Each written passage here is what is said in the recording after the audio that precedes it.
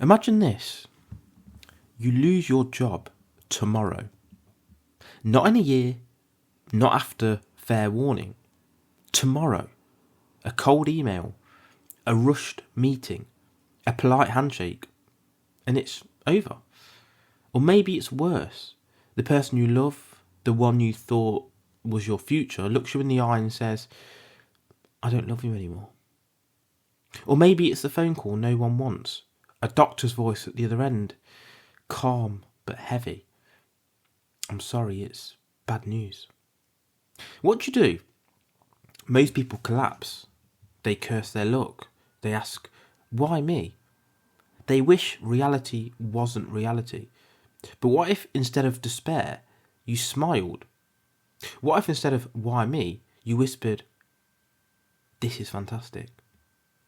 By the end of this episode, you'll understand why the hardest blows life gives you are not curses at all, but gifts, and why loving your fate is the most radical, liberating and powerful move you could ever make. Amor Fati, Latin for love of fate. And notice the word love, not tolerate, not endure, not grit your teeth and survive. Love. To the Stoics, Amor Fati was not just a mindset, but a muscle you train daily. Marcus Aurelius, writing alone at night in his tent under the pressure of ruling the Roman Empire, left us with 3 amazing quotes. The first is, accept whatever comes to you, woven in the pattern of your destiny, for what could more aptly fit your needs. Saying, well, based on what happens, or what's happened to you, you tell me something that's better for your development than that. Interesting, isn't it? What about this one? Accept the things to which fate binds you, and love the people with whom fate brings you together, but do so with all your heart. It's saying accept and love the things and people that are brought into your life. Interesting thought process, isn't it? And what about this one? Do not seek for everything to happen as you wish it would, but rather wish that everything happens as it actually will. We sometimes wish for things to happen in a certain way. We wish to get a gold medal. We wish for this many book sales. We wish for a job promotion. What Marcus is saying is instead of wishing for our ideal, he's saying we should wish for things to go as they are going to go, because that's actually the path that's right, and it's the path that's going to happen anyway, so we might as well love it. These aren't just phrases though, they're survival codes. Because here's the reality, life will not consult you. It will not ask your permission before the storm hits. It will not knock gently before it shakes your foundations. It just arrives without warning. And Amor Fati is the response that says, good. If it arrives, it belongs. And if it belongs, I'll love it. This is not optimism. It's realism. It's the deepest alignment with how the universe works. So picture yourself walking home after a long day. Your body's tired, your mind's heavy. Suddenly, screeching tyres. A drunk driver swerves through a red light and smashes into your car. In one instant, your body, your routine, your plans, shattered. You didn't choose it, and you didn't deserve it, but now it's yours. This is fate. Or imagine this. You've spent years building your career. Late nights, long hours, pouring your energy into a company. Then, without warning, there's a restructure. You're thanked for your service, handed a box from your desk, and shown a door. That's fate. Or imagine sitting across from someone you thought you'd marry. The candles flicker, the restaurant hums with noise, and then they look at you with steady eyes and say, I don't love you anymore. Fate just tore the ground out from under your feet. Here's the truth though, these aren't choices, they are situations imposed upon you. Fate doesn't knock politely, it kicks the door down.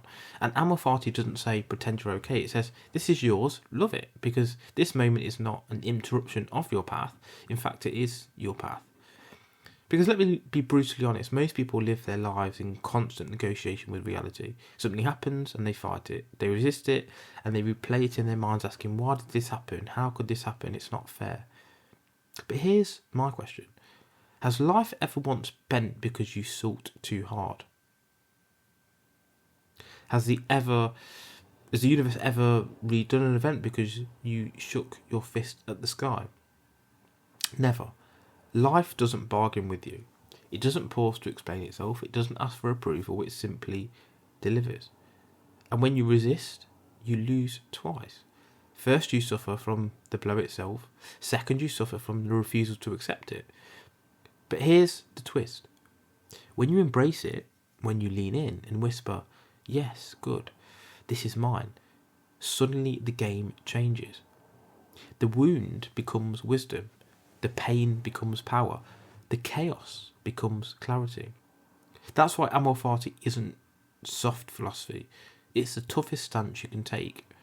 It's saying to life, you can hit me with anything and I'll turn it into fuel. Think of your life, or think of yourself as fire. You throw twigs at fire, they vanish instantly. Throw logs, the fire roars higher. Throw your entire house on it, the fire still grows. That's Amor Fati. Whatever life hurls at you, heartbreak, humiliation, disaster, loss, if you truly embrace fate, it all becomes fuel.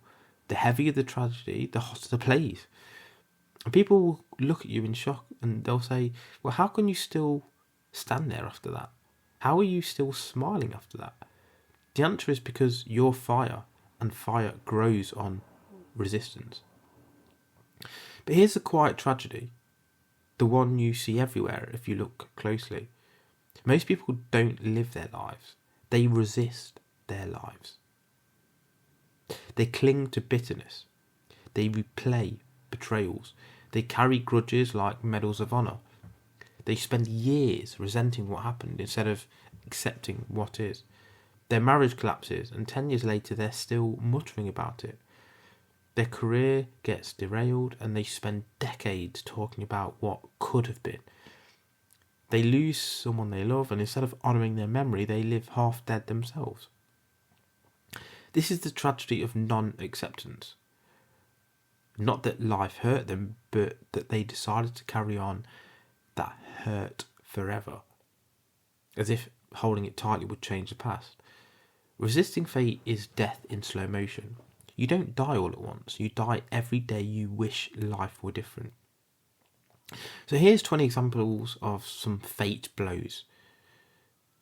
The very moments that could destroy you or redirect you. We've talked about a couple of them already. You get fired from your job and thought you'd retire it. Your partner cheats and the relationship collapses. You're rejected from the university you dreamed of. A close friend betrays your trust. You lose all your savings in a bad investment. Illness forces you to slow down. A car accident changes you forever. Your business idea fails after years of effort. You're denied a promotion you worked hard for. You miss a flight and later discover the flight had major delays or worse. Sometimes, or someone you love passes away far too soon. You get mocked or humiliated publicly. A storm destroys your home. You're forced to move to a new city. A friend group you relied on suddenly drifts away. Your child doesn't follow the path you imagined for them. A relationship you thought was the one ends abruptly. You're forced into bankruptcy. Your mentor lets you down. An injury ends a sport or activity you loved most. Fate removes comfort, but always to redirect you, to wake you up. Now imagine this. What if, instead of resenting what fate gives you, you treated it as an ally? What if you looked at every curveball, every loss, every closed door and said, perfect, this belongs to me. This is exactly what I need. The job loss, perfect. It's the push to reinvent yourself. The heartbreak, perfect. It's your path to rediscover your own worth. The illness, perfect. It's your invitation to live more deeply, more presently. The rejection, perfect. It's redirection towards something better. Marcus Aurelius was clear when he said, accept whatever comes to you woven in the pattern of your destiny, for what could more aptly fit your needs. If fate gives it, it fits. If it fits, it belongs. And if it belongs, love it. Nietzsche also gave us one of the more chilling thought experiments.